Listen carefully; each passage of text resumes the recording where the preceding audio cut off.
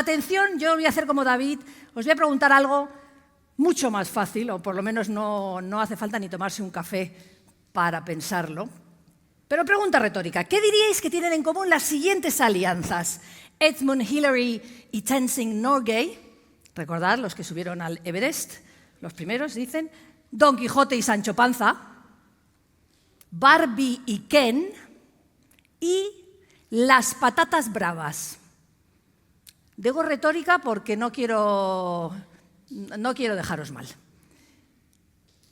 La conexión es que en todas hay un personaje con un aparente menor protagonismo que el otro, es decir, la figura del segundo, es decir, el sherpa, el escudero, el noviete, la salsa, o son las patatas, ahí podríamos discutir. En fin, uno es como el piloto y el otro es el copiloto del avión. Pues bien, a continuación vamos a hablar de un copiloto de excepción, o mejor dicho, copilota, que va a impactar en todos nosotros. Bueno, de hecho, ya lo está haciendo. Así que recibamos con un aplauso a nuestros 4 invitados, Cristina Aranda, Nerea Luis, Sara Palacino y David Llorente. Aquí están en la alfombra amarilla. Muchísimas gracias. Gracias. A ver, el juego de las sillas que nos han indicado, que cada persona... Bueno, muchísimas gracias. Para quien no me conozca, que sería difícil, pero bueno, yo me explico. Soy Cristina Arandas y yo hice Filología Hispánica para forrarme. Claro, ahora comprenderéis lo del ChatGPT. ¿Quién de aquí usa ChatGPT? Levantad la mano. ¿Vale? ¿Y el de pago? Cuesta los ahorrillos. ¿Conocéis que hay open source, soluciones open source, como Vicuna, StableLM? ¿Lo conocíais? No. Hay que aprender, hay que estudiar.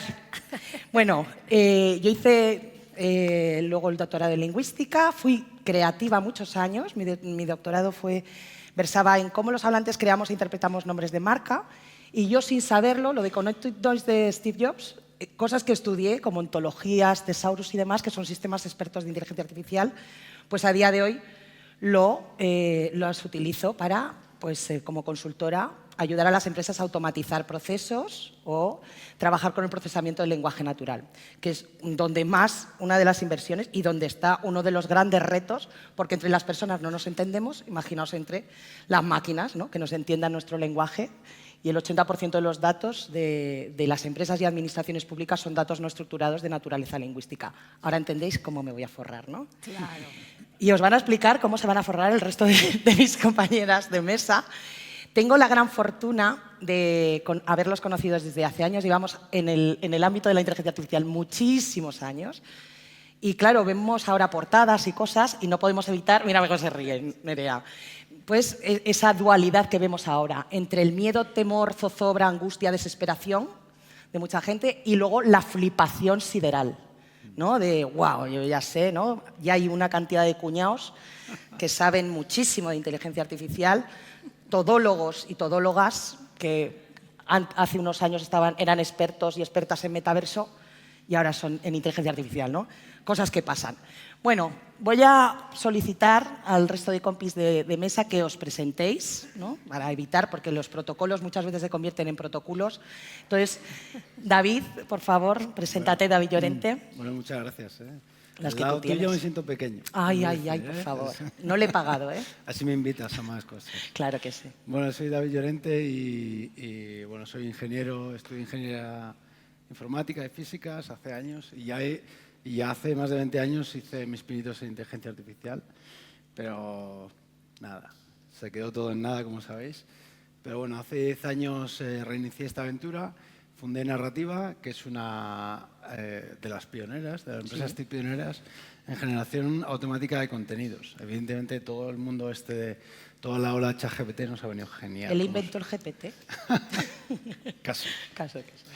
Y bueno, nosotros hemos desarrollado una plataforma que lo que ayuda es agencias de marketing, medios de comunicación y demás, y grandes corporaciones, a automatizar contenido a escala. Los clientes usan la plataforma para hacer aproximadamente 2 millones de narrativas al mes, automáticas. Y explica lo que es una narrativa. Bueno, una narrativa pues, sería pues, un blog post o sería un post de contenido. Una pieza de contenido. En los últimos años nos hemos hiperespecializado en el mundo farma y ayudamos también ahora a acelerar los procesos de aprobación de nuevos medicamentos por medio de la generación de informes automáticos. Muchas y gracias. esa es un poco la historia. Sí. Nerea.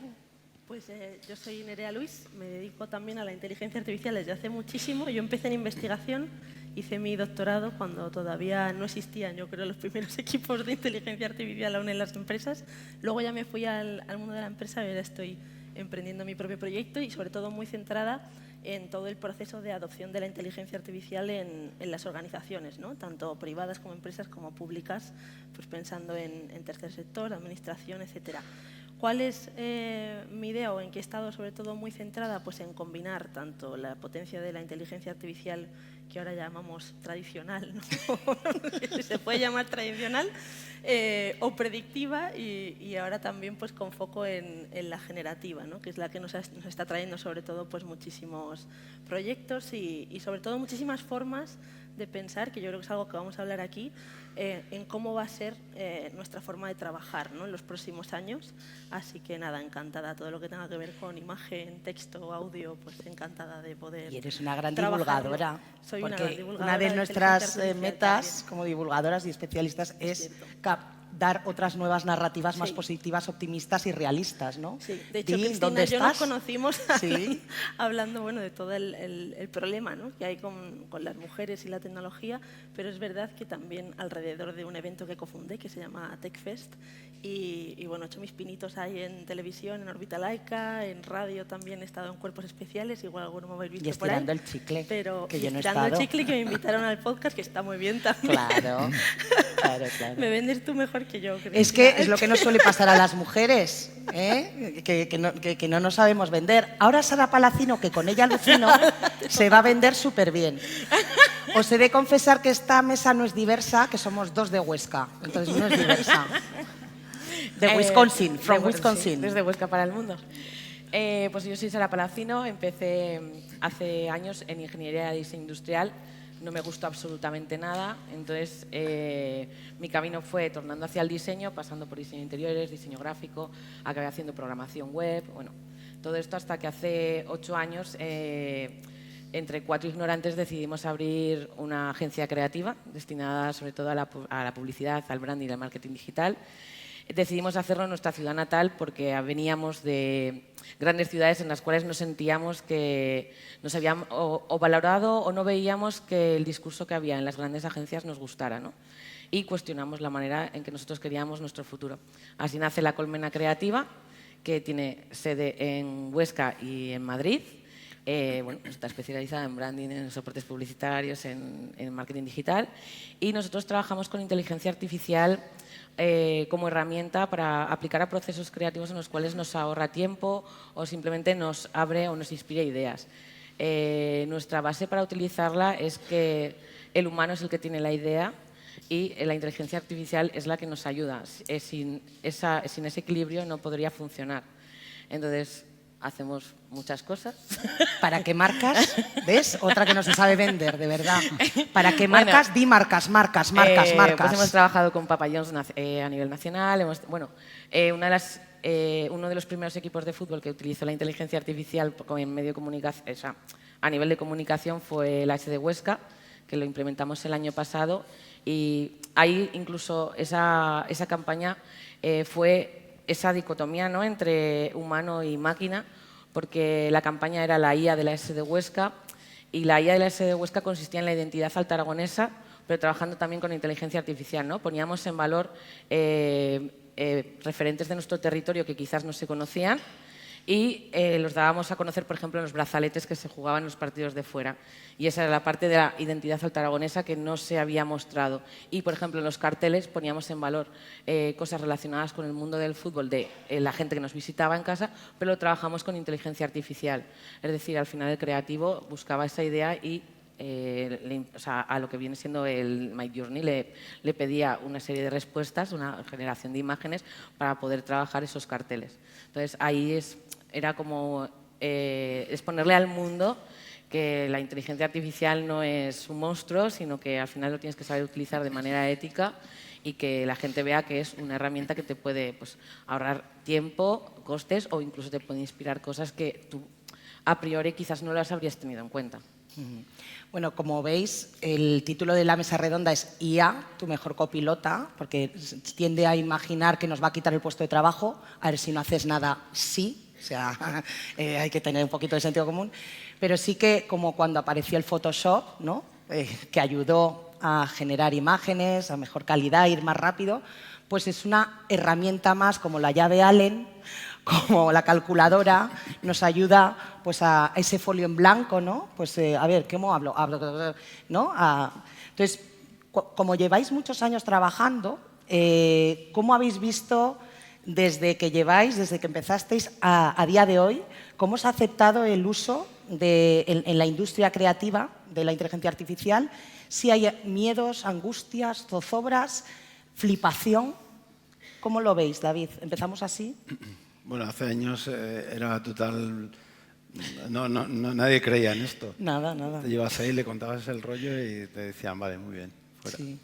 Y poco a poco, pues los pioneros, digamos, pues van haciendo pruebas, van buscando casos de uso, digamos, que de poco impacto político interno, ¿no? que no altere a nadie. Y poco a poco se han ido abriendo más, ¿no? Han pasado el miedo a ser más prácticos, es decir, bueno, pues en todo esto no lo usamos, pero aquí lo empezamos a usar. Y sobre todo cuando llegó el ChatGPT, la tecnología, esto es importante decir, ¿no? Los modelos GPT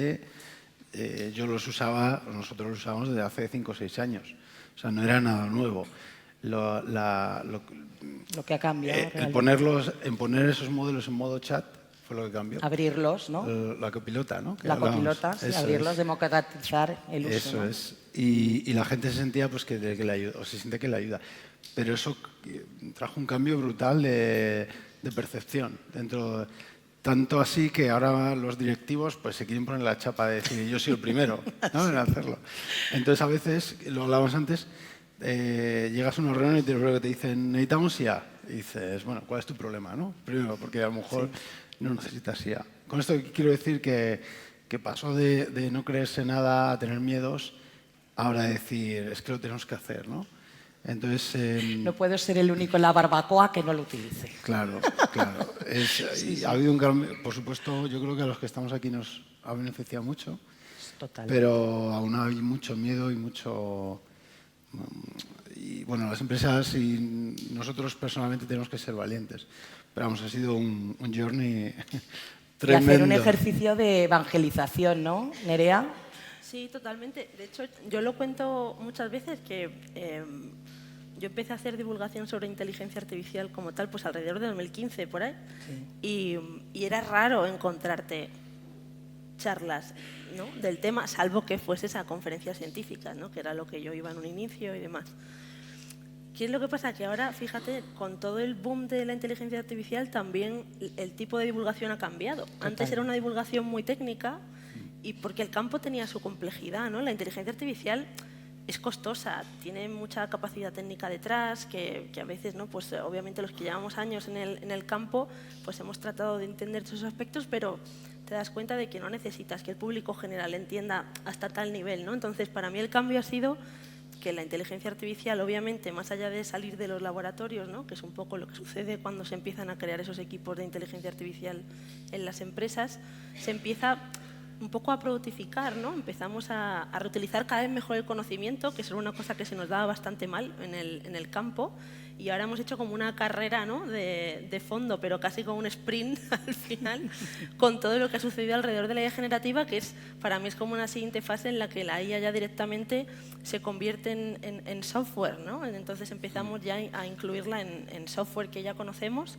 como una característica más o como un añadido más con esa idea, ¿no? de copilota, pero también sobre todo haciéndola, claro, muy sencilla al uso, ¿no? Lo decía antes David, o sea, el motivo por el que todos y todas estáis usando esas plataformas es porque interactuáis con vuestro propio lenguaje, ¿no? Ya no tienes que saber programar, ya no tienes que saber montar un entorno, ya no tienes que saber hacer ciertas cosas que antes eran necesarias. Entonces, eso es lo que me parece que sin duda ha sido el cambio pues, drástico, ¿no?, a la hora de utilizarla.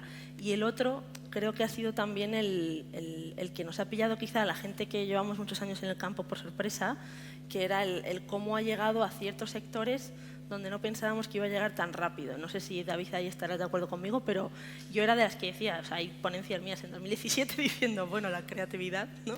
Ya, bueno, yo en la tesis doctoral, mi directora de tesis me pegó una colleja verbal, claro, porque dije, y esto es algo que nunca harán las máquinas, crear neologismos, nuevos nombres. Y mírame ahora, vendiendo la maquinita. Es verdad, y tiene mucho que ver con... Por eso quería comentarlo aquí, porque... Es verdad que el haber hecho este ejercicio, ¿no?, creativo, donde lo que estamos haciendo es generar contenido, ya sea generar palabras o generar imágenes o generar señales, ¿no?, que luego se convierten en audio, hace que ahora lo podamos llevar a muchos otros campos, hilándolo con lo que ha pasado esta semana, ¿no?, por ejemplo, con el Nobel de AlphaFold, que es un proyecto científico alrededor de la biología, pero realmente la tecnología que hay detrás es la misma, ¿no? Lo que estamos intentando es de alguna forma codificar un lenguaje, ya sea ADN, ¿no?, o código genético, o ya sean palabras, o ya sean píxeles, ¿no?, o conceptos basados en imágenes, para que luego la inteligencia artificial las conecte, ¿no?, y sea capaz de generar nuevo contenido. Entonces, creo que eso es lo bonito, el que se hayan encontrado tantos casos de uso y que eso haya impulsado también que el propio sector de la inteligencia artificial pues cada vez esté como más a la altura, ¿no?, como generando todavía mayor cantidad de expectativas. Y en el sector de la creatividad, ¿cómo has visto tú la evolución ahí? Claro, nosotros, has empezado muy bien, nosotros vimos, ahí va el metaverso. Ahí va, ¿qué ha pasado? ¿Sabes? Empezamos con la gafa, ¡pum! Con la gafa. No, empezamos a ver, claro, cómo distintas tecnologías o distintas herramientas se iban desarrollando. Y desde el mundo de la creatividad, al final tienes que estar pendiente un poquito, ¿no?, de todo lo que va surgiendo, porque posiblemente lo puedes adaptar o puedes abrazarlo para usarlo. Yo soy la parte final de todo lo que han contado ellos. Yo cojo lo que han hecho, los software que han trabajado y digo, vale, ahora que se puede aplicar de manera mainstream, ¿no?, o que puedo trabajarlo con mi lenguaje, lo aplicamos. Entonces, yo el cambio que he visto sobre todo es, por un lado, en nuestra oficina sí que había no división de pensamientos por no utilizarlas, sino por desconocimiento, pero una vez que te formas o trabajas y ves cómo funciona, al final lo que nos ha provocado es que ciertos proyectos se acorten en tiempo, o sea, pero no porque dejes de hacer menos horas, sino porque puedes invertir más tiempo en generar una idea, ¿no?, o invertir ese espacio en desarrollar una creatividad que hay una herramienta que te ha ayudado a crear o después o antes, ¿no?, porque te ha generado esa idea. Entonces, para mí, yo el cambio creo que es brutal. O sea, os pongo un ejemplo muy práctico. Haces un cartel y tienes que hacer 800 banners. Pues escucha, ahora te lo remuestrea y te lo hace más o menos, pero la creatividad es tuya, ¿no? O sea, y al final has podido invertir quizás más tiempo en desarrollar ese proyecto o en esa idea para luego que lo otro que te costaba 5 horas, pues ahora te cuesta 3. Sí, bueno, estáis viendo que los beneficios son muchos, ¿no?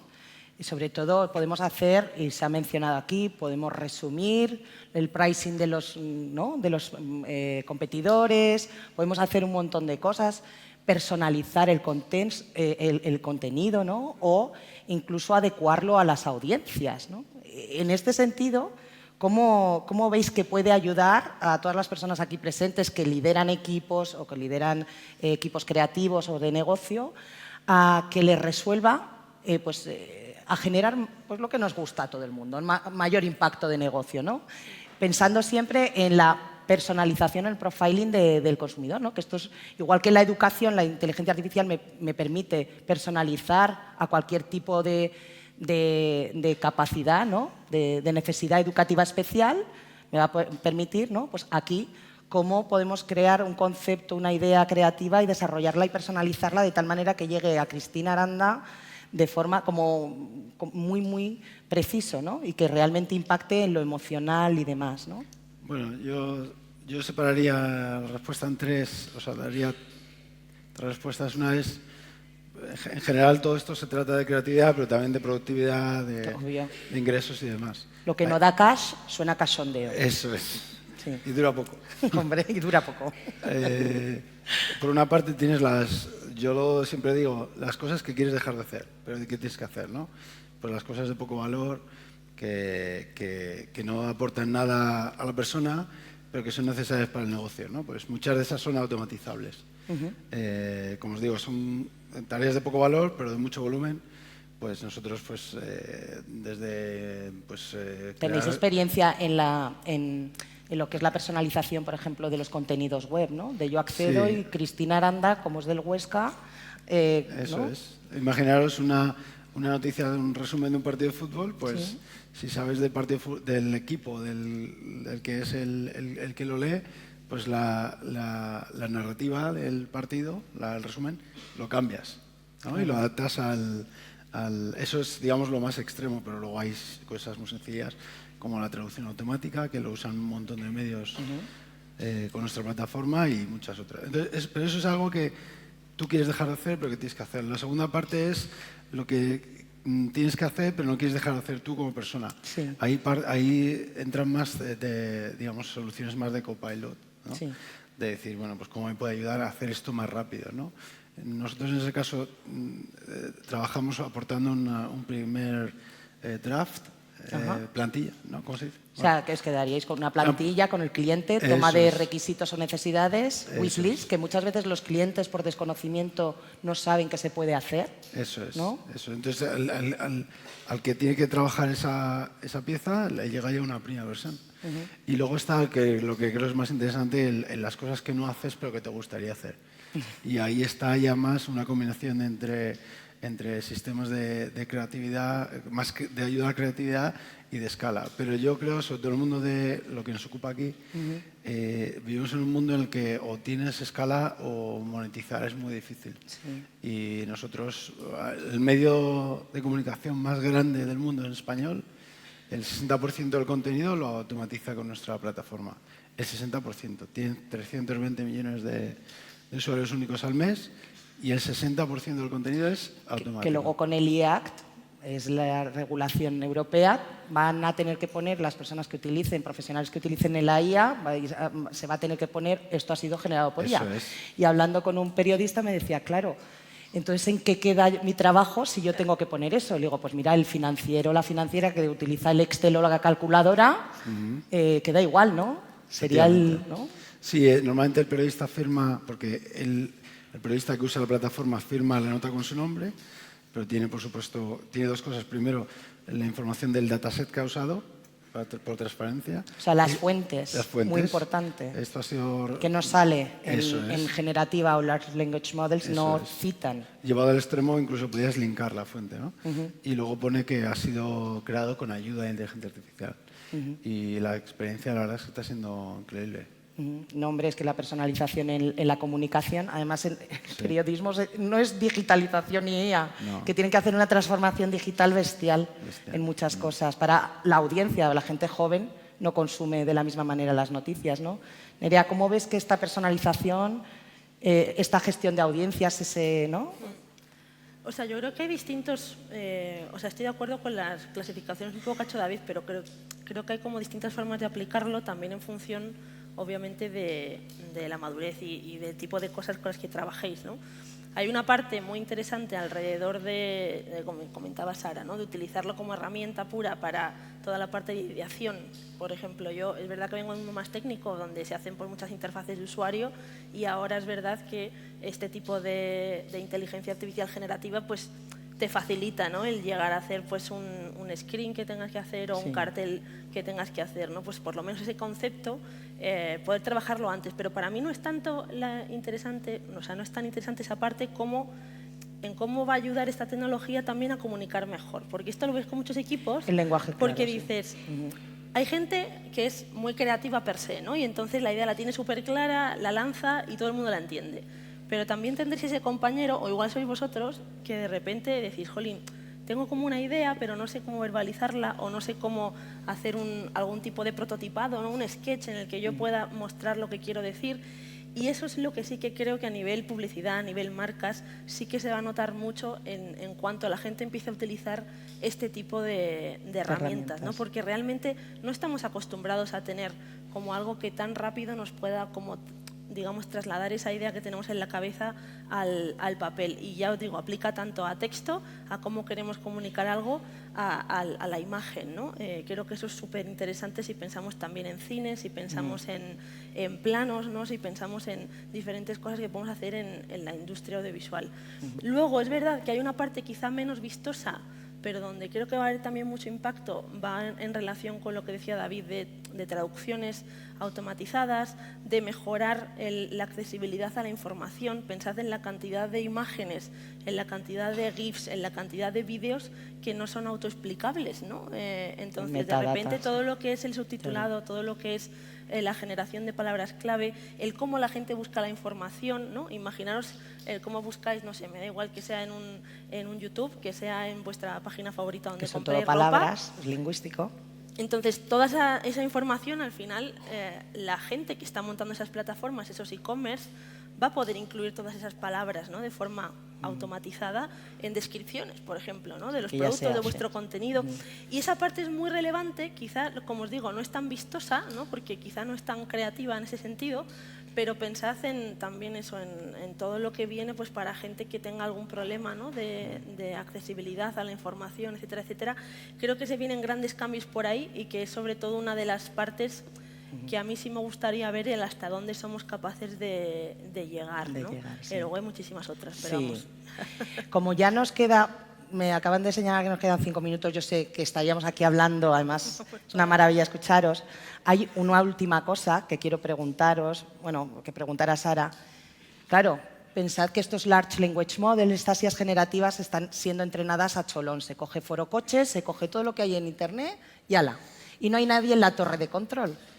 Entonces, eso, pues, estas inteligencias artificiales, que a mí me encanta el término alucinación, ¿no? Alucinan, no la cagan, no yerran, alucinan. Te imagínate, llegas a un cliente y dices, no la he cagado, he alucinado, ¿no? Estamos ahí, se les da cosas de mágicas, hay muchísimos sesgos en los datos. Entonces, ¿cómo trabajáis hackear esos sesgos de los datos para que el resultado no esté sesgado, ¿no? Para que ese sesgo no nos dé, no creemos resultados totalmente al revés, que creemos resultados inclusivos y justos, ¿no? ¿Cómo lo utilizáis? Claro, al final lo primero de todo tienes que aprender a contrastar. Muy bien.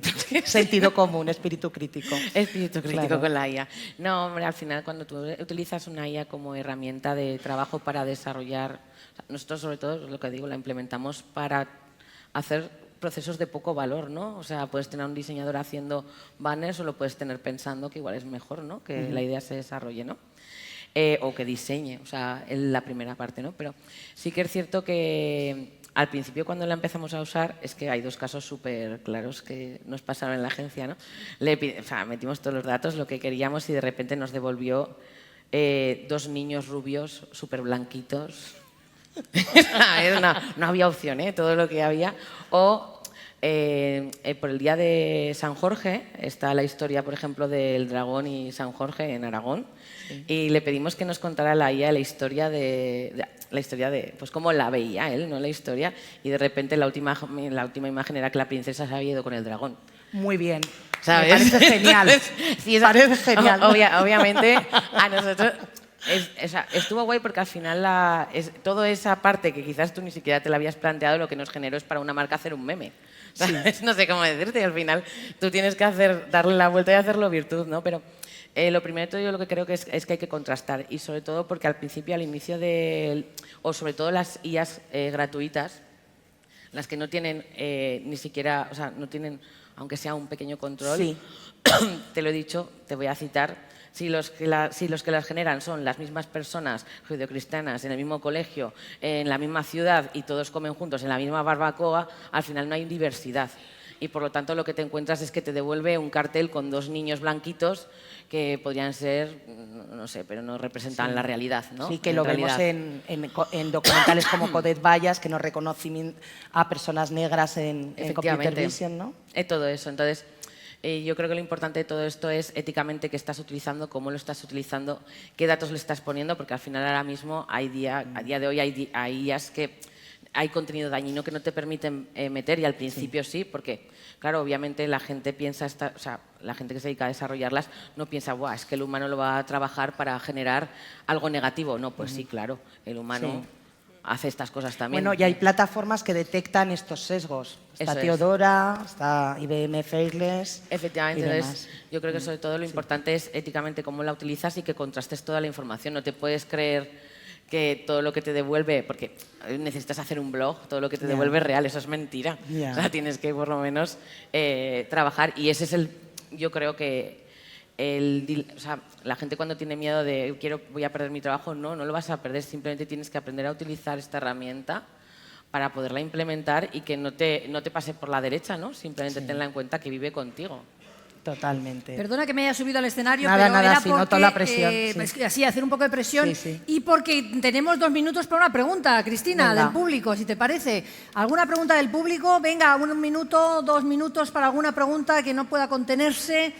Ánimo. Oye, hay sitios por aquí delante, veo que esta sala está llena de gente.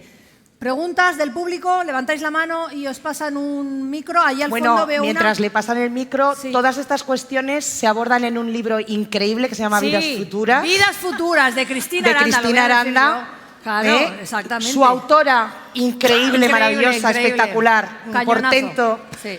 Estará firmando libros aquí en la librería cuando queráis. Y es Vidas el libro de Futuras. las Navidades, os lo digo. Quien no lo Sí. tenga será loser.